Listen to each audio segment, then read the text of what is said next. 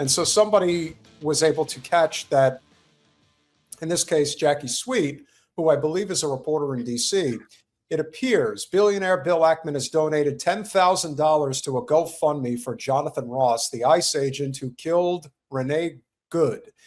Ackman has reposted the fundraiser, but hasn't posted about his own donation. Well, it looks like somebody, first of all, the fact that he is reposting the fundraiser for Jonathan Ross, isn't that kind of a dead giveaway already? Like in a way, you would expect that if he's sharing this fundraiser, that, yeah, naturally, he probably would donate to it. And maybe he's going to cover his own tracks and not allow people to see, not only did he donate, but he donated a nice chunk of money. But remember, Bill Ackman wipes his ass for 10 grand every day. So this is not a surprise. Also, he clearly wants people to know, because otherwise you could do it anonymously. Yeah, well, there should be no misunderstanding with somebody like Bill Ackman. Bill Ackman was one of the primary drivers of the crackdowns against the Free Palestine movement at Columbia University and all universities throughout the country. Much as I get on Ayal Jacoby for all the BS that he does, Ayal Jacoby is merely an agent of the ruling class. He's not an actual ruler. He doesn't have that type of money and power as part of the Zio state. He's a member of it and he has influence. But somebody like Ackman, he has influence and he has money. And so he has, he's only worth about $9.3 billion. It's amazing how much the wealth continues to grow for these people. And they don't do anything. That's the thing that's one of the most perplexing aspects of collapsing capitalism, is watching these people get endless amounts of money in a system where everyone else seems to be losing. Well, how is it that a handful of people continue to win? Well, protecting the state is one of the ways to do it. And so it shouldn't come as any surprise that that's what he's doing. Bill Ackman is known for being a punk and a chump and complaining about, getting a hangnail of sorts. He's one of those people. So yeah, this tracks. And why is it that there is a GoFundMe for Jonathan Ross? Like, what's the premise of the GoFundMe? Why does he need a FundMe account? Well, Jen, he hasn't even been arrested. Well, it's you know what? It's funny you mentioned that, because there is actually a reason behind this. There is actually a reason as to why this particular individual has himself a GoFundMe, because it turns out that the person who started the GoFundMe is a real interesting character in his own right. It's not like these people, don't have their own sinister background, that once you kind of dig in on it, you realize that they have their own, But when did this start? Like, why did somebody start a GoFundMe for him when he hasn't been arrested or injured? Like, what is the premise of the GoFundMe? I don't understand. Was his $50,000 signing bonus with ICE not enough? Well, no, it's not about that. You see, what you have to remember is that apparently Jonathan Ross has gone into hiding. That's the understanding. And apparently there were movie so he has to be able to live in hiding like he's in WITSEC. So in other words, that's what the GoFundMe is, to support him, because he has to be in hiding because he's so righteous, but the world just doesn't get it.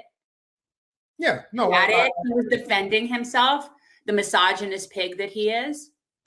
Well, it takes one to know one. And the person who decided to set this up is a guy named Clyde Emmons. Clyde Emmons is the guy who set this up.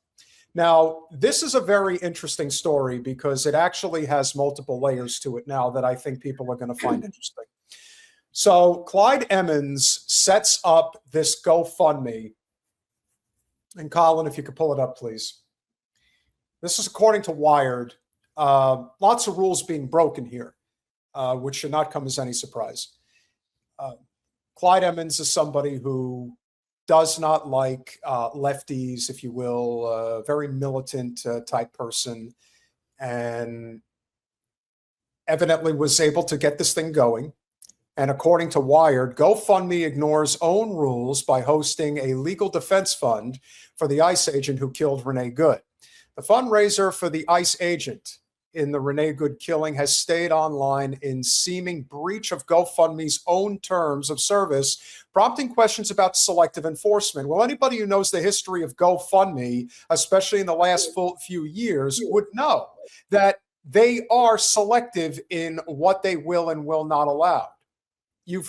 Thanks, Colin. Last free article, so now I got to read it. All right, so let's see if I can read this to you guys. And then you can move the paywall. Damn paywall.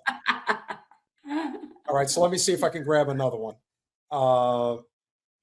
It's okay. Man, that's the problem. Again, one of the problems with the news today is that you really do not have the ability to get any of this information. So I've got from the USA Today, and Colin, I'm going to send this to you again. See if this one comes up. I believe it will. USA Today tends to not have a paywall. So I'm going to start reading. Sure, shouldn't deserve to be paid, so they shouldn't have a paywall. Yeah. So ICE agent who shot Renee Good gets $10,000 donation from Bill Ackman. Billionaire Bill Ackman is one of more than 8,000 people who have donated to an unverified online fundraiser to support the federal immigration agent who fatally shot 37-year-old Renee Nicole Good in Minneapolis last week. As of the morning of January 12th, the GoFundMe campaign created by Clyde Emmons has raised $374,553, including a $10,000 donation from hedge fund Billionaire. Another $5,000 anonymous donation also topped the list. Created January 9th, the fundraiser aims to aid the potential legal defense of Jonathan Ross, an ICE removal officer based in Minnesota.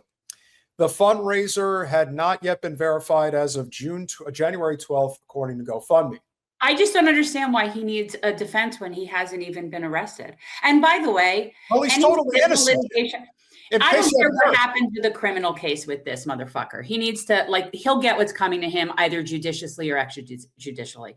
But the bigger issue is that money, while it seems like a lot of money, that's not going to be shit for the wrongful death litigation that's going to come against him. And no, he will not have immunity. So when that comes against him, every single penny that he earns in this GoFundMe is going to end up going to her wife and then some. So let them do a nice little GoFundMe for this guy. Our trust and safety team is currently reviewing all fundraisers related to the shooting in Minneapolis to ensure they are compliant with our terms of service. GoFundMe told USA Today on January 12th. We are also working to gather additional info from the organizer of this fundraiser. During the review process, the Redwood City, California-based company wrote in a statement, all funds remain safely held by our payment processors. GoFundMe terms of service prohibit fundraisers that raise money for the legal defense of anyone formally charged with a violent crime. Any campaigns that violate this policy will be removed. Yeah, I think this guy committed a violent crime. Just a thought. Yeah, that we all saw. And now they're going to try to convince us that we didn't see what we know we saw. But we know what we saw. And I want to be extra clear about not just what happened, but the nature of this particular individual. I'm so loath to call this a man because it is so unmanly. Anywho, so you could tell that this guy was just so enraged that these women were speaking back to him and weren't really paying attention to him. He was so enraged. His little masculinity, so enraged. So I actually came up with something that I thought we could do for a story time about this man. But you tell me when you're ready for that. Who is Bill Ackman and why did he donate to Ross's GoFundMe? Ackman is the 59-year-old founder of Pershing Square Capital Management. Yeah, more wealth management, my friends. You want to know why the United States is collapsing? Because everything is tied up in money that is not tangible to needs and wants and infrastructure within the United States. Again, Bill Ackman is an enemy of the people. And he's a psyofuck. Ooh, Understanding Small Dick Energy, the premier guide to navigating micropenis forests in the wild. Interesting. Very interesting. That's where we are right now, folks. That is where we are. We are understanding small dick energy.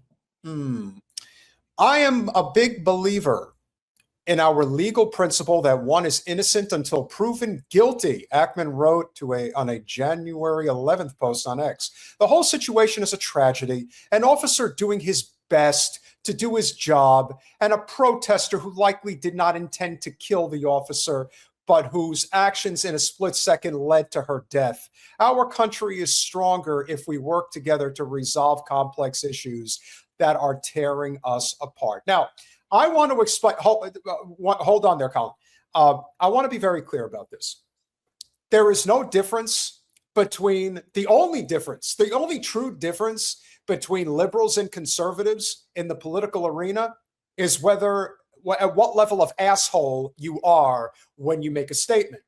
Bill Ackman is trying in a very liberal-like way, because he's a major funder of the Democratic Party, to make it seem like this is an unfortunate situation, but make no mistake, I'm on the side of the fascist Gestapo that's running around in the streets, and I'm going to give them money as well. So this is really no different than the guy who started the GoFundMe, who's very pro, again, this, and I would ask this of our good friend, Anthony Aguilar, who's here tonight.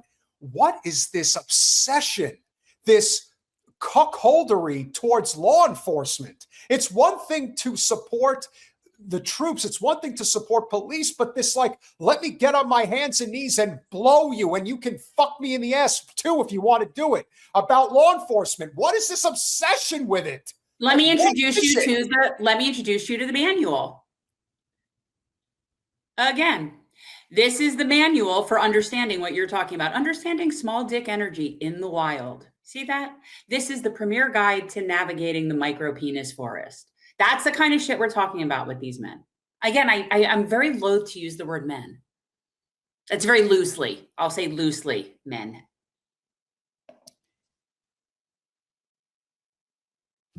Of course, Marvin Vargas wants to break my chops. I'm not surprised. That's what he does best. But I got to keep it 100 because, again, I am not anti-cop and I'm not anti-military. I'm anti-ICE and I'm anti-military industrial complex. Again, there has to be yes and yes.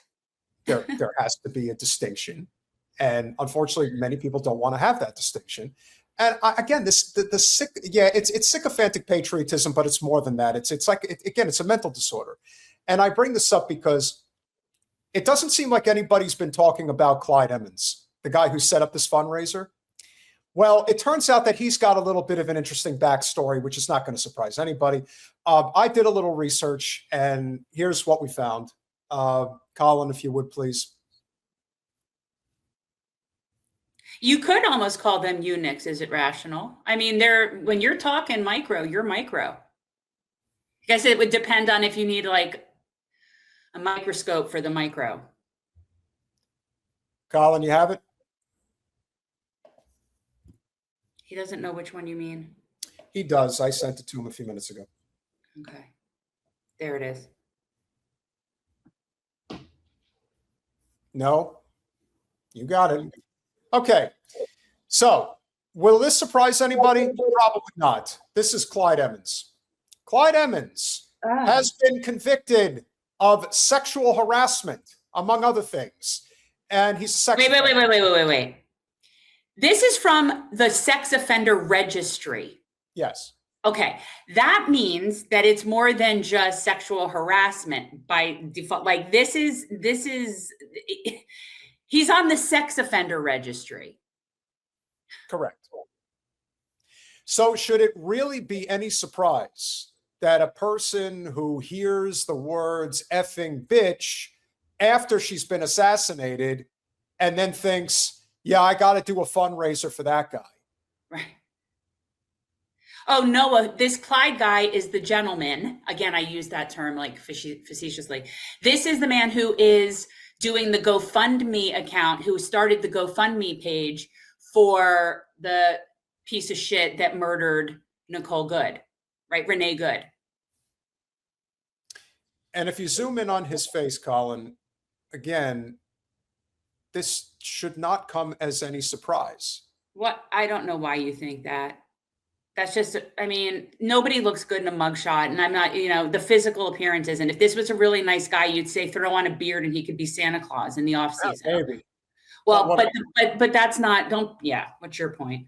Well, my point is, if you have a person who already has a very negative opinion towards women, so much so that he's been put on the sex offenders registry, that it should not come as any surprise that he set up a fundraiser for somebody who committed malicious murder against a woman. I take great offense to that. I don't look a thing like that. Get out of here with that.